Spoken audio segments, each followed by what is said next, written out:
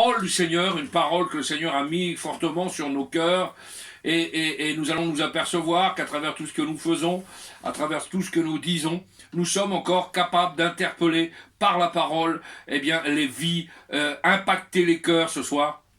Et nous allons voir ensemble quelque chose de merveilleux ce soir, prendre des mauvaises décisions. C'est le titre du message, prendre des mauvaises décisions. Aujourd'hui, nous voyons que bien des hommes vivent sur la terre comme s'ils ne savaient pas qu'il y avait un jugement. Certains disent, je fais ce que je veux, c'est ma vie, c'est ma conviction, c'est ma culture, moi je crois ceci, moi je crois cela. Mais laissez-moi vous dire que ce soir, les temps de la grâce n'est pas fini et que vous êtes au bon endroit, vous qui m'écoutez, vous qui me regardez, pour pouvoir comprendre, avoir une compréhension. Et de toute façon, la Bible est claire. Ce n'est pas à force de parole qu'on convainc de péché, de jugement et de justice. Celui qui convainc de péché, de jugement et de justice ce soir s'appelle le Saint-Esprit. Et il est à l'œuvre ce soir. Et à travers ce message, j'espère que, et je crois de tout cœur, ce n'est plus qu'une espérance, que des vies vont être impactées par la parole du Seigneur.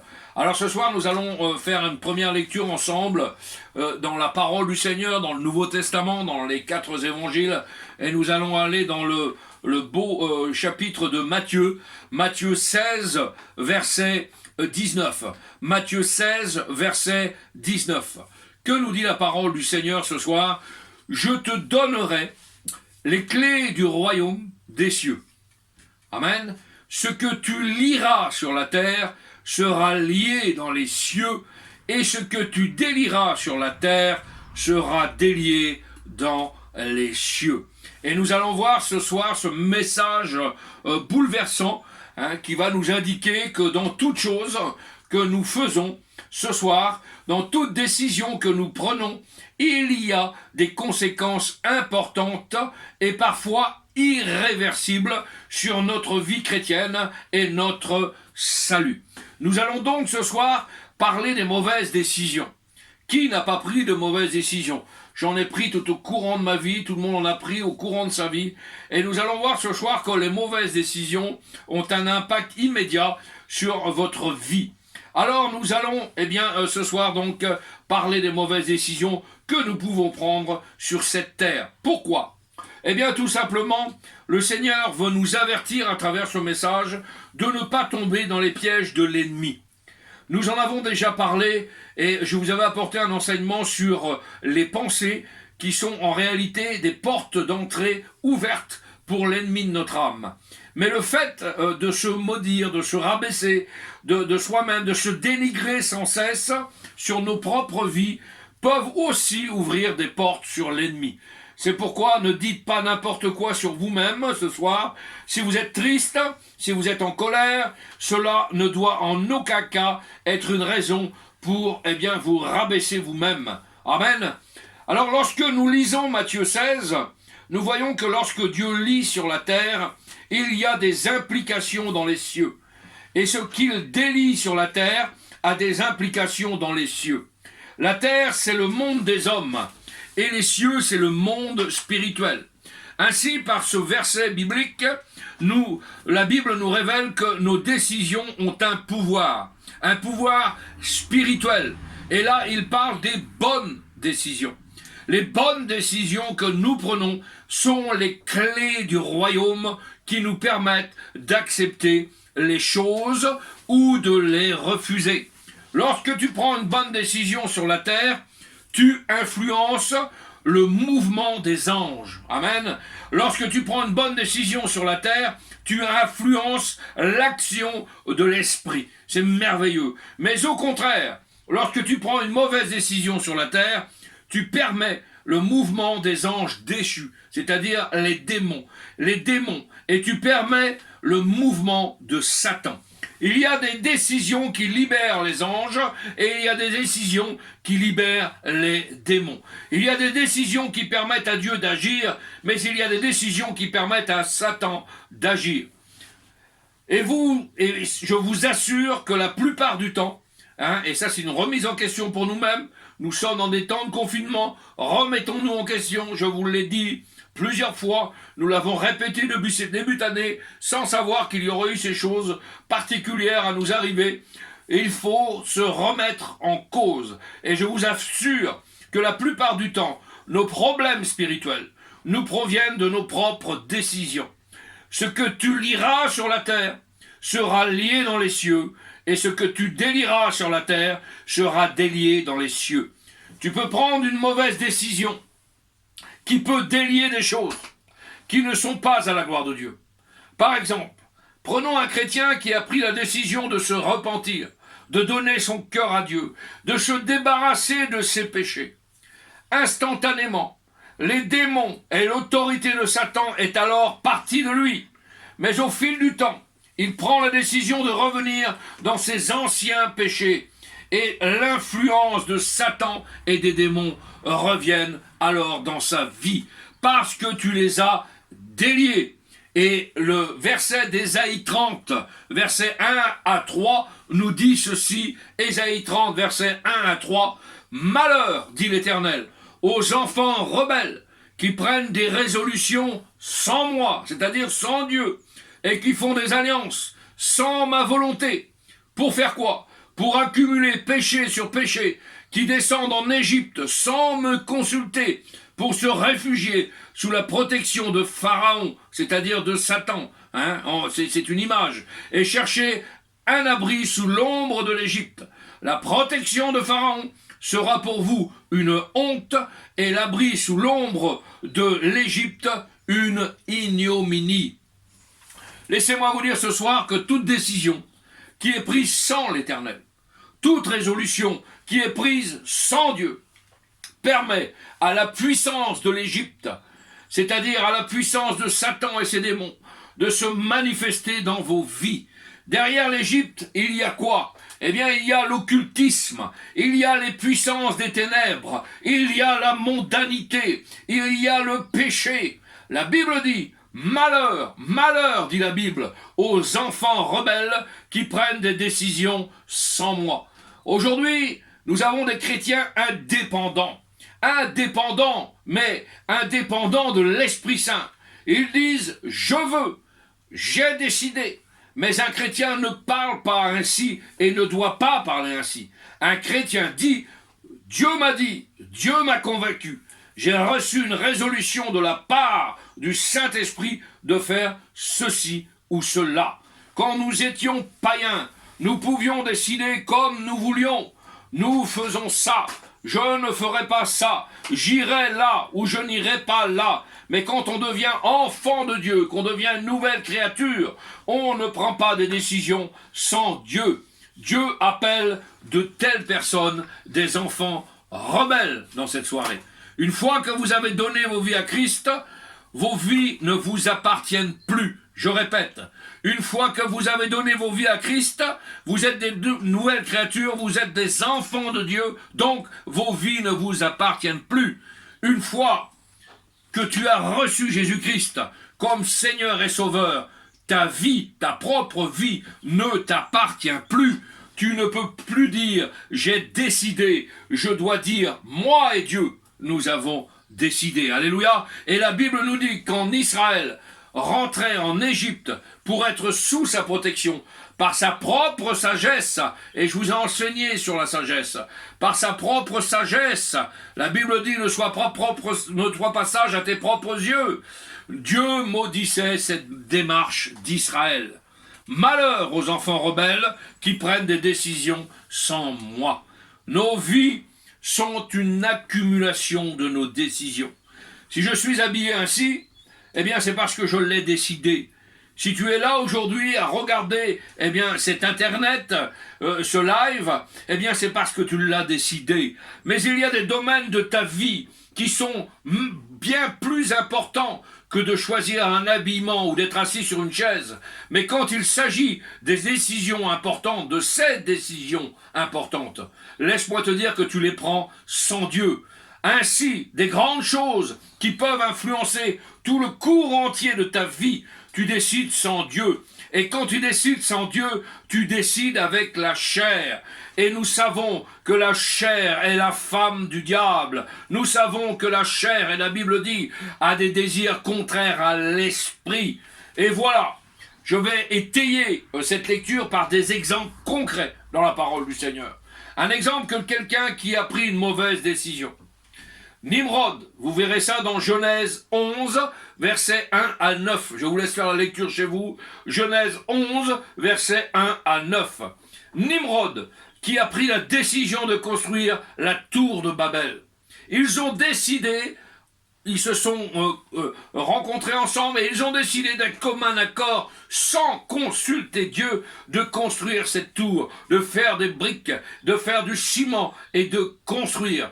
Et cette décision, et vous le verrez dans cette lecture de Genèse 11, versets 1 à 9, a ouvert la porte d'un esprit antichrist dans leur vie. Ils ont décidé de défier Dieu et de ne pas évoluer comme Dieu voulait. Et lorsque vous prenez toute la descendance de cette désobéissance d'hommes, laissez-moi que vous dire, et je ne vous étendrai pas sur les textes, mais la descendance de ceux qui ont pris cette décision de travailler sans Dieu, toute la descendance de ces hommes, à travers toute la lecture de la parole de Dieu, eh bien, laissez-moi vous dire que ce sont tous des occultistes, ce sont tous des premiers forgerons d'armes, des marchands d'armes, des marchands de guerre, ce sont les premiers polygames. Ils ont ouvert une porte à l'ennemi par une décision de défier Dieu. Pour qui? Pour leur propre gloire. Attention, un autre exemple, 2 Samuel 13, et nous allons faire la lecture ensemble, 2 Samuel 13, verset 32. La Bible nous dit ceci. Jonadab, fils de Chiméa, frère de David, prit la parole et dit « Que mon Seigneur ne pense point que tous les jeunes gens, fils du roi, ont été tués, car Amnon seul est mort. » Et c'est l'effet, et c'est là que ça nous intéresse, et c'est l'effet d'une résolution d'Absalom depuis le jour où Amnon a déshonoré Tamar, sa sœur. Que le roi, mon Seigneur, ne se tourmente donc point dans l'idée que tous les fils du roi sont morts, car Amnon seul est mort. Alléluia. Regarde, la parole de Dieu est claire. C'est l'effet, c'est la conséquence d'une résolution d'Absalom. Vous connaissez l'histoire, et je vais vous la résumer. Lorsque Amnon a pris Tamar et a violé Tamar, Absalom n'avait rien fait. Absalom n'avait rien dit, ni de bon, ni de mauvais. Mais la Bible dit, et la Bible vient nous révéler une chose très importante, c'est que dans son cœur, il avait pris une décision. Il était calme, il ne faisait rien, il ne disait rien, mais dans son cœur, il avait décidé de tuer. Et quand seulement il a décidé de tuer, c'est pour ça qu'on parle de décision ce soir, l'esprit de meurtre, à ce moment-là, est entré en lui, et bien des années après, il a manifesté la décision, et il a tué son frère Amnon. Qu'est-ce que tu as décidé ce soir? De suivre le Seigneur ou de prendre des résolutions sans lui? Qu'est-ce que vous avez décidé ce soir?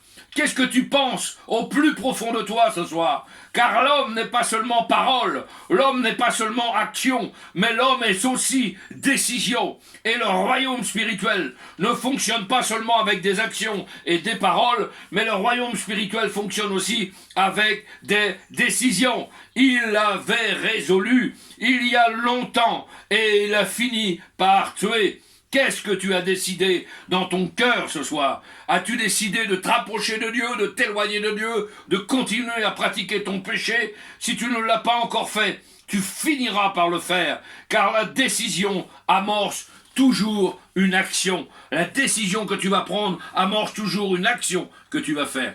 Et c'est ainsi que vous voyez des gens décider de toutes choses. Par exemple, je veux rester célibataire, parce qu'on a été déçus, alors on veut rester célibataire. C'est pourquoi, je suis contre le célibat dans les églises qui imposent le célibat, parce que ce n'est pas la parole de Dieu, vous pouvez vérifier, et on parlera, si vous avez des questions à me poser, n'hésitez pas. Pour atteindre le plus haut niveau de la spiritualité, certains se disent, on va rester célibataire. C'est faux et archi faux.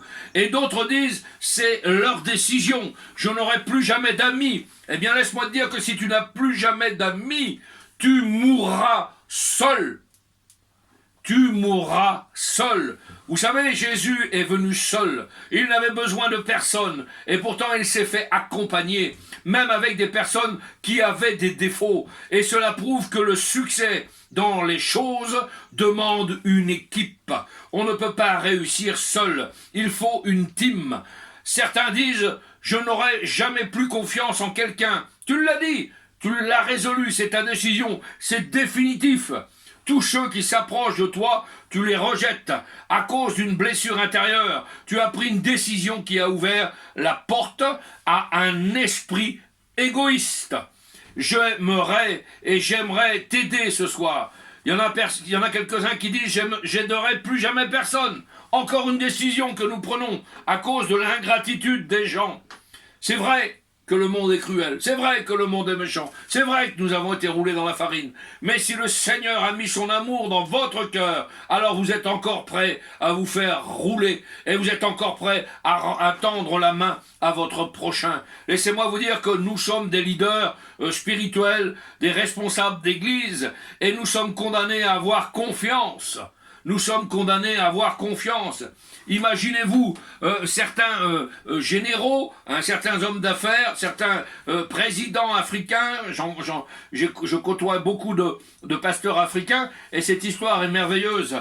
Vous savez, des fois, dans l'armée africaine, ou même française, il y a des généraux, et puis les grades diminuent, et puis un jour, le colonel devient général, et après, ils veulent prendre la place du général. Vous avez fabriqué cet homme, vous l'avez instruit, vous l'avez mis à votre égal, et à partir du moment où il est à votre égal, la seule chose qu'il vous laisse, c'est votre place. Et vous êtes tellement déçus que vous ne voulez plus faire confiance. Eh bien, laissez-moi vous dire qu'avec Christ, eh bien, on a un cœur qui est disponible, et on a un cœur prêt à se recommencer à se faire rouler. D'autres disent, et ils ont pris une décision, je ne prierai jamais à l'église. Ah, c'est la décision de certains. Ils vont à l'église et je ne prierai jamais à l'église. Bien-aimé, prie dans l'église, car laisse-moi te dire que toutes les églises ne t'ont pas déçu. Hein, on jette pas tout dans sa globalité. C'est vrai, et puis il y a des églises qui sont très mauvaises, mais il y a des églises qui sont très bonnes. Alors, eh bien, placez-vous devant Dieu et vous serez orientés. Les mauvaises décisions nous détruisent, et ils détruisent toutes choses. Faisons bien attention. Beaucoup de gens, par exemple, se retrouvent dans des cellules de maison et ils ont décidé de ne plus prier dans une église parce que le frère, la sœur, le pasteur les ont déçus. Laissez-moi vous dire que qui n'a jamais déçu? On ne veut plus prier avec le frère, la sœur, le pasteur parce qu'ils ont été déçus. Mais toi qui dis que tu as été déçu, est-ce que la question tu te l'es posée à toi-même? Est-ce que tu n'as jamais déçu personne?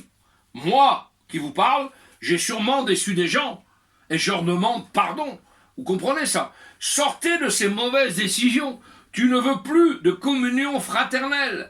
Mais tu ne sais pas, tu n'as pas que l'amour fraternel veut te connecter à quelqu'un qui peut te bénir.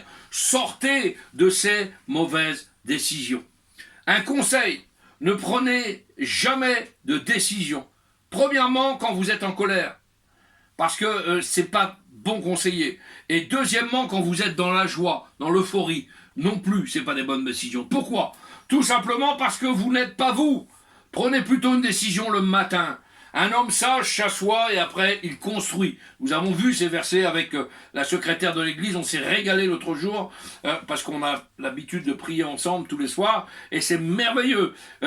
C'est des choses qui sont merveilleuses, des textes merveilleux, simples. Hein. Un homme sage, il s'assoit, il analyse la situation et après il construit. Eh bien laissez-moi vous dire qu'une bonne décision, prenez-la le matin après avoir prié. Parce que par une seule mauvaise décision, tu peux inviter Satan dans ta vie et tu vas le payer cher toute ta vie. Un autre exemple. Certains chrétiens nous disent « je ne dirai plus jamais la vérité ». Qui n'a jamais dit ça? Moi, je me la suis dit. J'ai des fois, la vérité est blessante. Mais laissez-moi vous dire que le proverbe du monde qui nous dit « toute vérité n'est pas bonne à dire », mais par rapport à la doctrine biblique, quand on se revendique chrétien, pasteur, frère, sœur, engagé dans le service pour Dieu, eh bien laissez-moi vous dire que toute vérité est bonne à prêcher. La Bible nous relate ce texte merveilleux. Prêcher la Bible dans son intégralité sans rien cacher. Ça veut dire dans toute sa vérité. Alors, on s'en sort toujours. On ne veut pas dire la vérité. Un petit mensonge et tu te sors de la situation. Hein, Satan est toujours là pour te dire, oui, mais si tu lui dis pas ça, il t'esquive un peu. Ah, ça va passer, tu vas t'en sortir. Alors, lorsque un jour tu dis la vérité, alors là, on t'humilie. Parce que dire la vérité, des fois, ça fait mal. Mais c'est pas grave, ça. C'est pas grave. Vaut mieux être clair devant Dieu que de se raconter des bolivernes et des mensonges entre nous. Un menteur ne méritera pas de la maison de l'Éternel. Dites toujours la vérité, même si ça peut vous créer des problèmes. Nous n'avons pas de problème à avoir, puisque Dieu et le Seigneur sont nos avocats, et ils plaident auprès du Père. Alors oui, nous avons un avocat auprès du Père. Vous savez, les mauvaises décisions nous détruisent, et ton caractère devient la sommation des décisions que tu prends. Qu'avez-vous décidé ce soir? Et qu'est-ce que cette décision est en train de faire dans ta vie? Est-ce que cette décision est en train de rendre meilleur ou bien est en train de te détruire? Réfléchis 2 minutes, fais le bilan de ta vie, pose-toi. On a le temps, on est dans un temps de confinement, de mise à part. Les décisions qui viennent de Jésus nous amènent à lui ressembler, mais les décisions qui viennent de Satan nous amènent aussi à lui ressembler. Qu'est-ce que tu ressasses dans ta tête? As-tu de la haine? As-tu de l'amertume? En veux-tu à quelqu'un? Veux-tu régler un compte? Absolument. Si tu es dans cet esprit-là, laisse-moi te dire que tu laisses une porte ouverte à Satan. Jamais un chrétien, jamais une chrétienne, marchant par l'esprit, ne prendra des décisions qui l'amèneront à Satan. Certains ont pris des décisions trop vite, sous la colère. Et là, ce que tu as lié sur la terre a été lié au ciel. Aujourd'hui, mes bien-aimés, mes frères, mes sœurs, nous allons prier le Seigneur et nous allons redémarrer nos vies à zéro. Beaucoup de discussions avec les serviteurs de Dieu, beaucoup de discussions avec les étudiants dans nos écoles bibliques, beaucoup de discussions avec plein de pasteurs, de responsables d'église. Et nous allons lier ce que nous avons délié, et nous allons délier ce que nous avons lié. Acclamons le Seigneur. Merci ce soir. Les modèles, il faut être des modèles, il faut être des photocopies. Mais les photocopies ne sont pas souvent globales à l'original. Il y a une altération. Non, le Seigneur nous demande dans 1 Corinthiens 11, verset 1, « Soyez mes imitateurs, comme je le suis moi-même de Christ. » Et c'est l'apôtre Paul qui nous enseigne ça. Et ce soir, nous allons voir que nous avons vu par rapport à ça qu'il faut prendre des bonnes décisions pour nos vies chrétiennes. Et les décisions ont des conséquences implacables. Et ce soir, nous voulons avoir à cœur de prendre des bonnes décisions. Ceux qui nous regardent, ceux qui nous suivent, ceux qui nous encouragent à travers cette planète, avec notre chaîne YouTube, avec notre page Facebook, ceux qui nous suivent, prenez des bonnes décisions pour vos vies. Vous avez le temps en ce moment. Vous savez, on est en temps de confinement, c'est un temps particulier, hein, c'est un temps de mise à part. Qu'est-ce que tu fais de Dieu dans ta journée? Est-ce que tu pries régulièrement? Est-ce que tu parles à ton Dieu? Eh bien, ce soir, Dieu t'a parlé. Et Dieu a parlé à ton cœur pour te dire, prends des bonnes décisions pour la suite à venir. Plus que jamais, fais le bilan de ta vie. Le Seigneur est proche. Il a la main sur la poignée.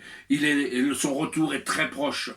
Tout s'accélère. Nous sommes dans les derniers temps. Et ce soir, nous voulons prier le Seigneur pour que tu puisses prendre des bonnes décisions dans ton cœur. Amen. On prie le Seigneur.